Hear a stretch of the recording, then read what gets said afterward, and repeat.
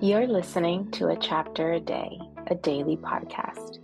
The Bible comes alive as we read a chapter out loud each day.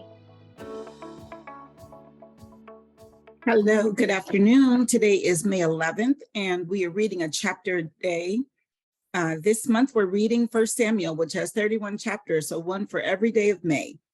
So 1 Samuel chapter 11 is what we are reading today. And actually, let me just double check so that, okay, good. Making sure we're not going to have audio in the middle of my audio. All right, 1 Samuel chapter 11. Saul rescues the city of Jabesh. Nahash, the Ammonite, went up and besieged Jabesh Gilead. And all the men of Jabesh said to him, "Make a treaty with us and we will be subject to you." But Nahash, the Ammonite, replied, "I will make a treaty with you only on one condition, that I gouge out the right eye of every one of you and so bring disgrace on all Israel." Holy smokes. The elders of Jabesh said to him, "Give us 7 days so we can send messengers throughout Israel. If no one comes to rescue us, we will surrender to you." When the messengers came to Gibeah of Saul and reported these terms to the people, they all wept aloud. I can only imagine. Give me your right eye. What in the world? Just then, Saul was returning from the fields behind his oxen, and he asked, "What is wrong with the people? Why are they weeping?" Then they repeated to him what the men of Jabesh had said. When Saul heard their words, the Spirit of God came upon him in power, and he burned with anger. He took a pair of oxen, cut them into pieces, and sent the pieces by messengers throughout Israel, proclaiming, "This is what will be done to the oxen of anyone who does not follow Saul and Samuel." Then the terror of the Lord fell on the people, and they turned out as one man.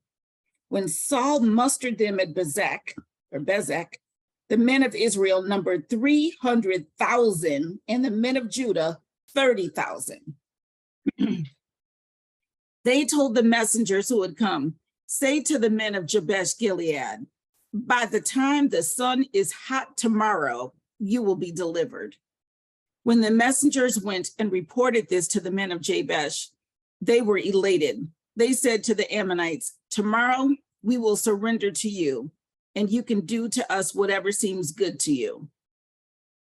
Okay, let me see if I understand this.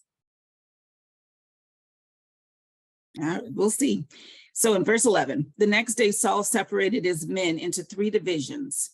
During the last watch of the night, they broke into the camp of the Ammonites and slaughtered them until the heat of the day. Those who survived were scattered so that no 2 of them were left together. Then the people then said to Samuel, "Who was it that asked, 'Shall Saul reign over us? Bring these men to us and we will put them to death.' But Saul said, 'No one shall be put to death today, for this day the Lord has rescued Israel.' Then Samuel said to the people, 'Come, let us go to Gilgal and there reaffirm the kingship.' So all the people went to Gilgal and confirmed Saul as king in the presence of the Lord. There they sacrificed fellowship offerings before the Lord, and Saul and all the Israelites held a great celebration." There they sacrificed fellowship offerings before the Lord, and Saul and the Israelites held a great celebration. I think that's how it's supposed to be. Trying to check that punctuation. All right. So Saul has won his first battle as king, and the naysayers have been quieted. So that's what happened in 1 Samuel chapter 11.